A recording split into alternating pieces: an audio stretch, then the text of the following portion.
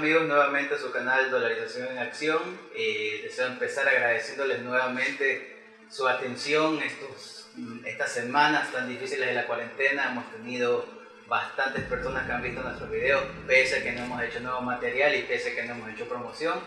Sin embargo, me gustaría comenzar diciendo de que este canal se llama Dolarización en Acción y no Dolarización en Ecuador, porque Ecuador es desafortunadamente un país muy decepcionante. Si el país fuera un meme, sería el que dice: nunca espero nada de ustedes e igual logran decepcionarme. Y ese es el mensaje clave que tengo ahorita para este gobierno en Ecuador, porque específicamente en los últimos días han estado saliendo cadenas de televisión. Estamos en la mitad de una pandemia. En Guayaquil ahorita estamos filmando esto, que es la ciudad que más duro ha sido golpeada por el virus, me atrevería yo a decir, en toda Latinoamérica.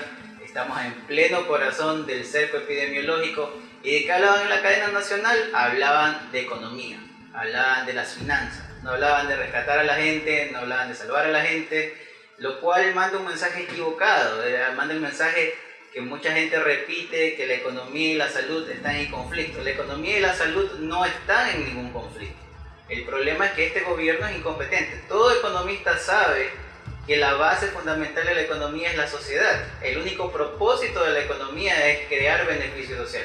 Si no hay vida, si no hay sociedad, la economía pierde absolutamente todo sentido. Entonces, incluso como economista, me molesta bastante ver que solamente salen en televisión hablando de cómo le van a pagar el sueldo a los servidores públicos y de cómo van a pagar la deuda externa, cuando deberían estar hablando de lo coherente y de lo que corresponde a este momento, de cómo van a salvar al Ecuador y específicamente a la ciudad de Guayaquil.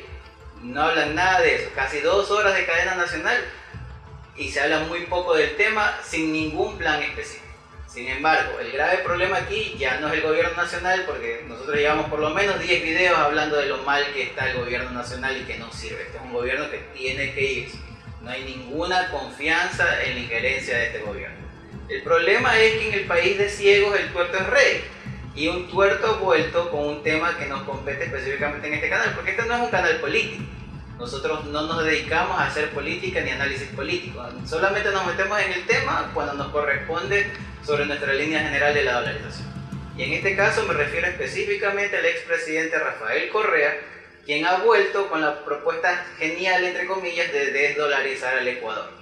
Nosotros ya hablamos de desdolarizar el Ecuador 6 meses atrás. En noviembre publicamos un video sobre lo que podría pasar en Ecuador si se desdolarizara, tomando como ejemplo el país africano de Liberia. Los invito a todos a poderlo ver, esperamos poderlo poner aquí en un clic, si no estará en la descripción y si no está en el listado de nuestro video. Es uno de los videos que más se ha visto, incluso tuve la oportunidad de hacer una presentación sobre ese video en una universidad local. Entonces, no voy a repetir nuevamente lo que ya dijimos sobre el tema de Liberia. No es una especulación de nosotros no nos lo estamos inventando. Simplemente hay que revisar la historia para darse cuenta de lo que implica desdolarizar. El país ahorita está en coma, está moribundo. Desdolarizar significaría de raíz matar el país. Y eso resultaría conveniente para algunas personas, algunas élites que pueden manejarse y beneficiarse del tema, pero para el resto del país, para la gran mayoría de ecuatorianos, eso sería peor que el virus que estamos recibiendo ahorita.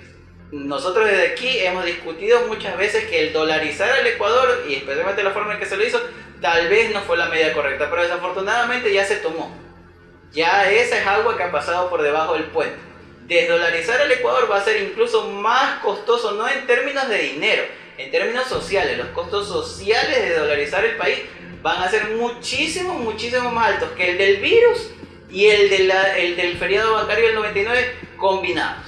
Y el que no me quiera creer, por favor, regrese el video de Liberia. No vamos a volver a perder el tiempo en un video sobre algo que ya discutimos. Ese video es suficientemente largo y habla específicamente de lo que pasó en otro país que tenía más ventajas que el Ecuador.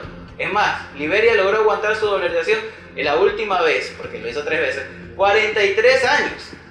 Nosotros apenas estamos llegando al año 21 y ya estamos hablando de desdolarizar. Entonces desde ahí ya tenemos un problema. Pero si hay una cosa en la que el gobierno de Correa y el gobierno de Moreno son iguales, lo cual no se sorprende recordando que Moreno fue vicepresidente de Correa como por 6 años, es que los dos son inmorales. Moreno es inmoral porque ocupa un cargo para el que no está preparado y para el que no sirve. Después de 3 años él debería haberse ya hecho a un lado e irse porque no sirve para ese cargo. Pero Correa es inmoral porque él sabe lo que hay que hacer, porque es economista y tiene algún conocimiento del tema. Y sin embargo sigue propugnando políticas como la desdolarización que sabe que van a destrozar al país.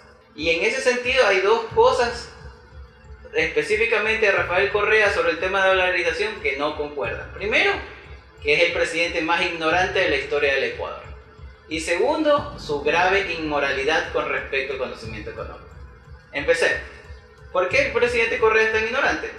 No sabía que Lenín Moreno era un corrupto, no sabía que el anterior presidente Jorge Glass estaba en contubernio con Odebrecht, no sabía que la asistente administrativa Pamela Martínez estaba recibiendo sobornos, no sabía que la segunda vicepresidenta que tuvimos y que también era de su partido, María Alejandra Vicuña, recibía coimas, no sabía que Fabricio Correa tenía contratos con el Estado, no sabía que la hermana Pierina Correa mandaba valijas con narcotráfico a Italia, en el caso de las narcovalijas, no sabía que el primo Pedro Delgado no era ni siquiera economista y lo puso de presidente del Banco Central. Tampoco sabía que el primo iba a ir a una boda en Miami y no iba a regresar cuando estaba enjuiciado. No sabía que Ricardo Patiño, su mano derecha, filmaba videos en el famoso caso de los pativideos. No sabía lo que pasaba en Petroecuador. No sabía lo que pasaba en la Contraloría. Es decir, es el presidente más ignorante de la historia. Nunca ha sabido nada de lo que pasaba en su gobierno. Y sin embargo ahora sabe que la solución para el Ecuador es desdolarizar. Pero hablemos del otro problema de Rafael Correa. Es inmoral lo que el señor hace. ¿Por qué? Primero que nada, él no es un investigador económico. El señor no tiene investigaciones económicas de relevancia. Peor en el tema de dolarización. Hay una publicación de él sobre la dolarización del año 2003 que ni siquiera es un trabajo original de él. Es una respuesta a un trabajo de un economista llamado Naranjo. Entonces, él reacciona a ese artículo con varias opiniones y no propone realmente nada, y eso nos lleva al siguiente punto. Él fue ministro de Economía y luego presidente del Ecuador por el equivalente de 12 años. Si dolarizar fue tan malo y él prometió en su campaña electoral que iba a desdolarizar el país, ¿por qué no lo pudo desdolarizar en 10 años de presidencia y 2 años en el Ministerio de Economía? Porque no se puede. Él no iba a cargar con el peso del costo social de desdolarizar. Ahora es muy fácil decir que se desdolarice porque otro va a cargar con ese peso social. Va a ser Moreno, va a ser Nebot si se mete de presidente, va a ser Lazo si se mete de presidente. La cuestión es que él, como Poncio Pilato, se va a lavar las manos y va a decir, desdolaricen, va a ser una hecatombe, pero él no va a pagar esos costos. Cuando él estuvo de presidente no lo quiso hacer porque le hubiera tocado pagar esos costos que hubieran sido terribles y enormes. Entonces, eso, y falta un punto más. Recordemos que en el tema del sucre, que era nuestra moneda antes del dólar, él intentó hacer un sistema de compensación de pagos con Venezuela que fue utilizado únicamente para lavar dinero. Hubieron reportes de que hubieron más de 300 millones de dólares lavados de dinero utilizando el sucre entre Ecuador y Venezuela, y nadie salió sentenciado, a nadie metieron preso. Nunca hubo ninguna asignación de responsabilidades, es total impunidad. Y el sucre entró y salió del esquema y no pasó nada. Luego intentó hacerlo del dinero electrónico, otro desastre. Nadie en Ecuador comió el cuento del dinero electrónico. Entonces, que Rafael Correa tiene una constante malversación contra el dólar. Ha querido desdolarizar el país en repetidas ocasiones. ¿Por qué? Porque el dólar fue la única cosa que él no pudo controlar cuando fue presidente. Es la única parte del gobierno que estuvo alejada de sus manos, para bien o para mal. Él quisiera haber podido controlar el dólar, pero la pregunta es ¿para qué? ¿Para hacer qué cosa? Porque honestamente el gobierno de Correa no fue un gobierno tan espectacular. Nada nos hace pensar que sin dólar hubiera sido mejor. ¿Qué vamos a proponer aquí? Vamos a proponer cómo se puede salvar esta crisis sin desdolarizar el país. Y empecemos por el principio. Hay que conseguir dinero. Eso es obvio. Lamentablemente este gobierno, lo hemos dicho muchas veces, no tiene ninguna credibilidad a nivel internacional. Por eso es prácticamente imposible creer que este gobierno vaya a poder tomar las acciones que estamos a punto de decir. Pero las tenemos que decir de todas maneras. Primero, hay que deshacerse de toda la industria petrolera del Ecuador. Ya no puede estar la industria petrolera del Ecuador en manos estatales. Por varias razones. Empecemos por la primera. La industria petrolera se acabó. El Ecuador petrolero se acabó. Los precios del petróleo están por los pisos. El clúster petrolero ecuatoriano es totalmente ineficiente. Y en esta crisis no solamente no nos va a traer ingresos, probablemente le vaya a costar al Estado ecuatoriano seguirlo manteniendo. Es más, incluso dándolo de gratis, ganaría el Estado ecuatoriano. Pero es muy posible que hayan compradores a nivel internacional que quieran esa infraestructura, que quieran los permisos de los pozos petroleros, que quieran los pozos petroleros, el oleoducto, la refinería, etcétera, etcétera. Es posible deshacerse del clúster ecuatoriano del petróleo. No creo que vaya a suceder. Sabemos perfectamente que el petróleo siempre ha sido la piedra angular de la élite de Quito en particular, y va a ser muy difícil que las mafias, especialmente de la sierra, permitan que se venda el aparato productivo petrolero. Pero debería hacerse. Por ahí lo escuché a Jaime Nebot decir de que había que vender la cartera petrolera. No ha especificado qué quiere decir con eso, si quiere decir los contratos, si quiere decir las existencias petroleras o si quiere decir toda la industria. Pero aquí proponemos que se debería vender la industria petrolera ecuatoriana. Este no es el mejor momento para vender la industria petrolera ecuatoriana, totalmente de acuerdo. Hubiera sido ideal venderla en el 2013 cuando el barril de petróleo valía $150 cada uno. Pero no estamos en el 2013, necesitamos la plata en este momento. Y cuando una empresa entra en problemas financieros, lo primero que hace es una liquidación para poder mantenerse a flote y seguir adelante. El país necesita hacer una liquidación. Y la primera liquidación que debe hacer es la del clúster petrolero ineficiente. Probablemente se puedan obtener alrededor de unos $40.000 millones por toda la infraestructura petrolera ecuatoriana, y eso nos caería muy bien en este momento para hacer la segunda parte de lo que vamos a hacer en el video, en qué emplear. Pero la primera es conseguir dinero, esa es una. La segunda, hay que vender el Banco del Pacífico con el Banco del Seguro Social, el BIES.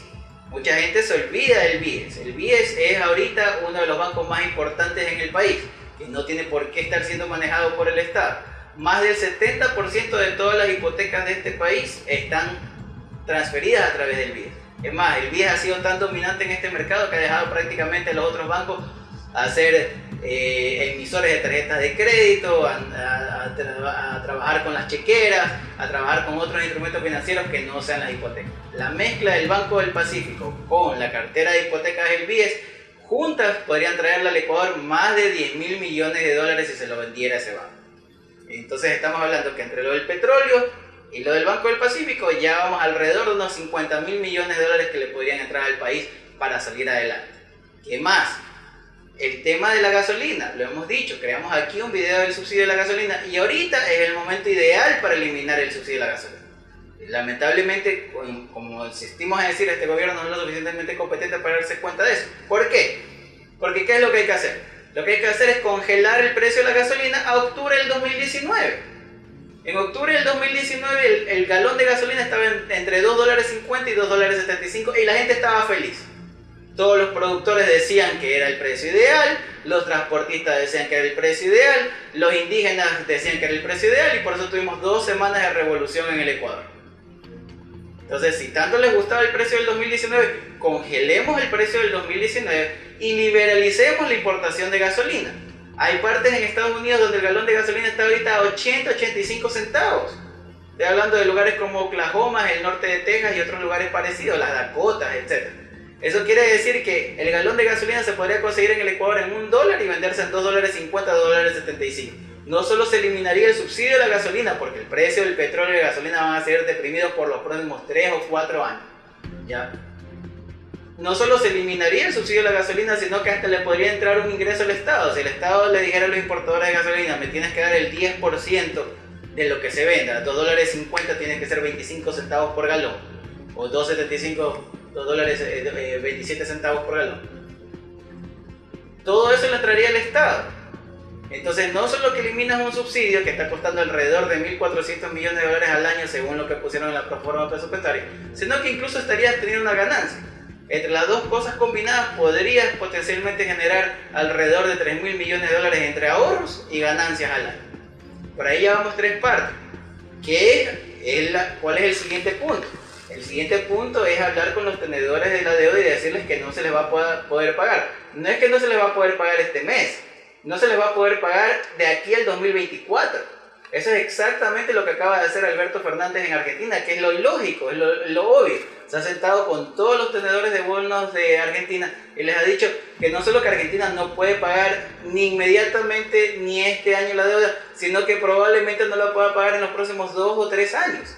Y Ecuador debería juntarse con Argentina, hablar con el Banco Mundial, hablar con el Fondo Monetario Internacional, hablar con la OEA y juntarse todos los países que están teniendo este problema y decirle a los tenedores de los bonos que no se va a poder pagar la deuda, ni ahorita, ni en el 2021, ni en el 2022, y en el 2023 recién hablar qué se puede hacer para abonar la deuda. Porque no hay otra manera de hacerlo. Entonces con eso el Ecuador podría traer a sus arcas en los próximos, para empezar en este año, unos 50-60 mil millones de dólares, y de ahí para los próximos 2 o 3 años ahorrarse aproximadamente 3 mil millones de dólares, que es lo que hemos dicho. Entonces en conjunto estaríamos hablando de que el Ecuador podría meter a sus arcas entre 60 y 70 mil millones de dólares en los próximos 3 años. Ahora, ¿para qué queremos todo este dinero? Porque las medidas que el gobierno está tomando son totalmente contraproducentes para una crisis económica. ¿Por qué? Porque se ha demostrado una y otra vez que en una crisis económica lo peor que tú puedes hacer es recortar el gasto. Me refiero a recortar el gasto público.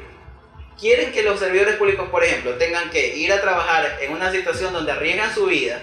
Porque miren, por ejemplo, en Guayaquil ya más de 50 conductores de la Metrovía, que es un sistema de transporte bastante primitivo que hay aquí en Guayaquil, más de 50 conductores no es que están con el virus, han muerto por el virus. ¿Ya? Conductores del transporte público, en ese transporte público en el que quieren mandar a los servidores a que atiendan en las agencias de gobierno. Quieren que los manden a trabajar con ahorita más de 1 mes y medio de trabajo atrasado. Quieren que los manden a trabajar en situación de incomodidad, porque no es que pueden salir a comprar lo que quieran comprar, ni pueden ir a la tienda de la esquina, ni se pueden quedar después del trabajo con los amigos. Tienen que ir de su casa al trabajo, trabajar y de ahí regresar.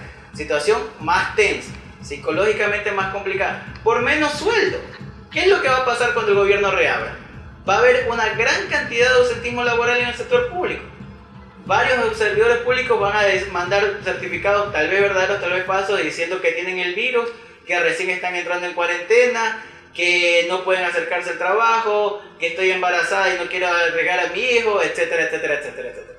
Vas a tener un montón de ausentismo, pagando sueldos para gente que no va a ir a trabajar, así sean reducidos, y encima le va a poner más trabajo a la gente que sí vaya.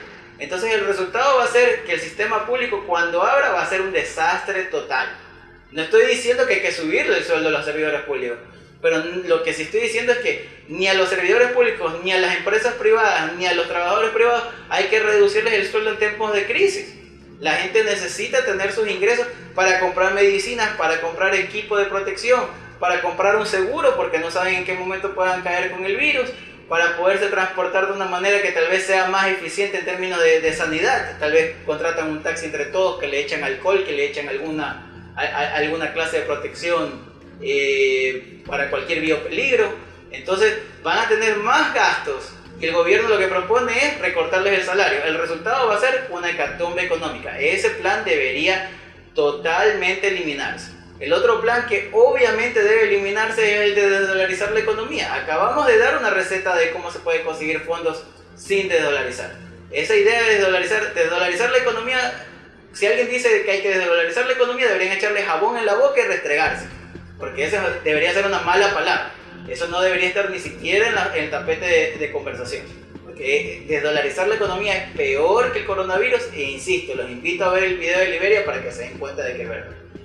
Entonces, eso por una parte. Por otra parte, hay que reactivar el sector privado de una manera inteligente, lo que llaman en otros países las cuarentenas inteligentes, que no lo estamos haciendo aquí. ¿Por qué? Porque no se han comprado los termómetros, porque no se han comprado las pruebas. Hay 2 tipos de pruebas que se necesitan comprar y se están perdiendo vidas porque no se las tienen. La primera, para saber que uno tiene el virus.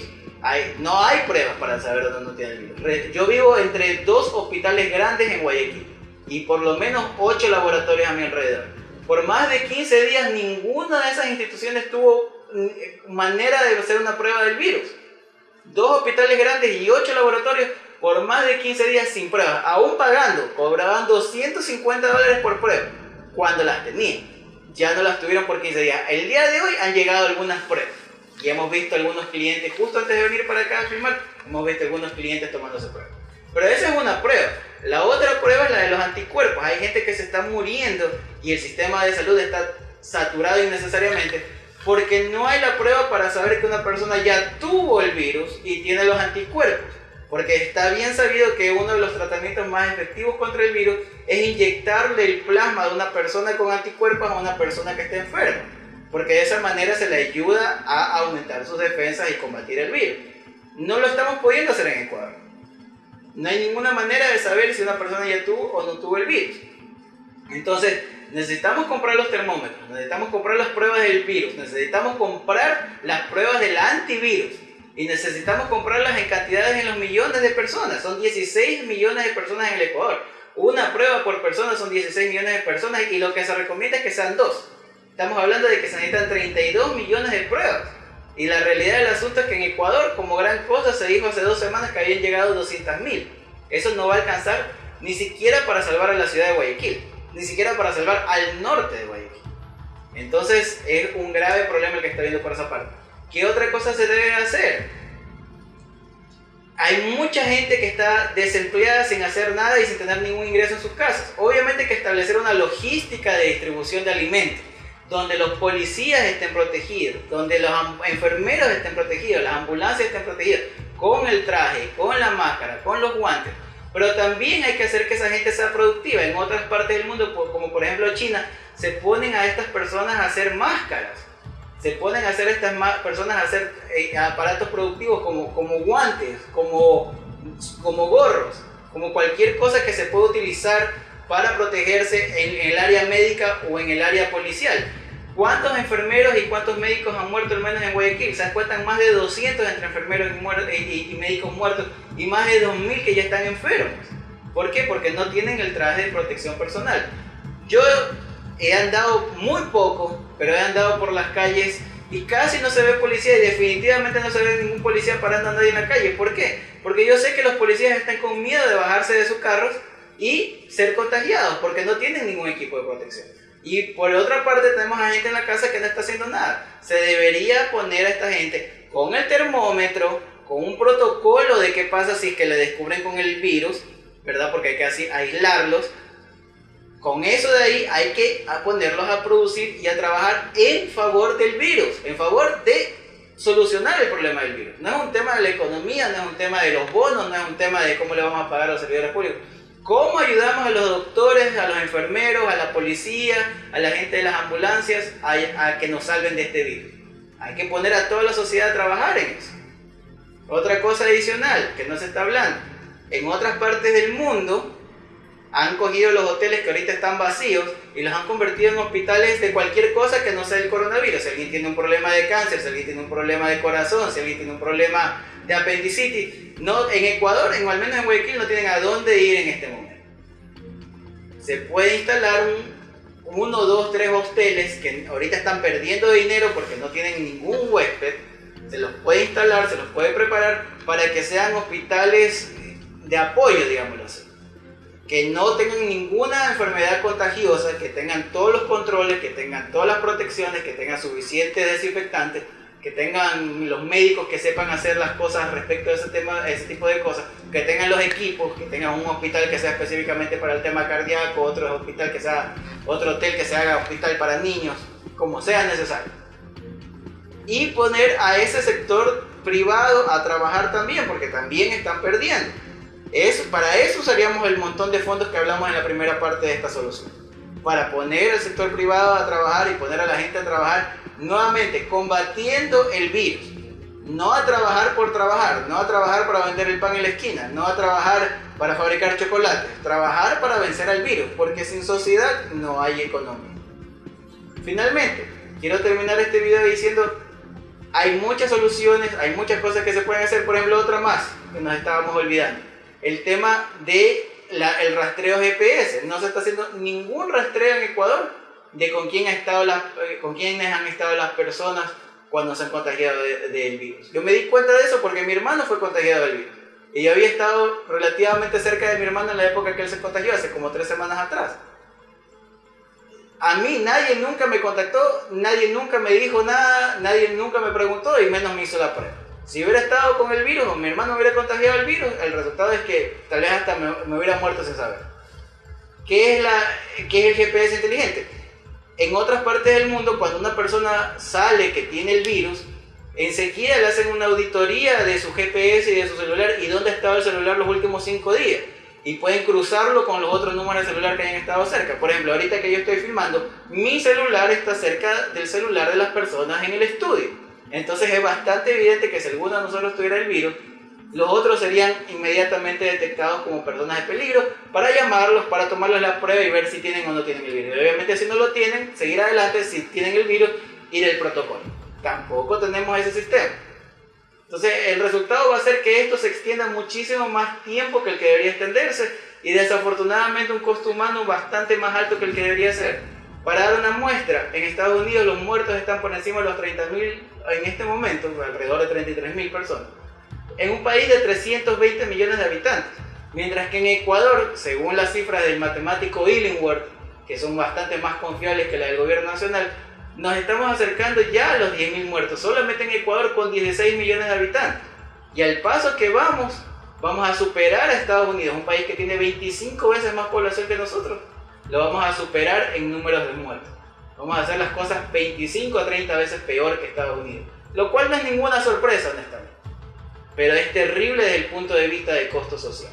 Otra cosa más que nos está faltando en el Ecuador, el tema de la fumigación. En China y en Corea lo vemos, en las calles están fumigando con unas bombas que alcanzan hasta el 4º piso de los edificios. Estamos viendo que ponen unas como duchas para los carros.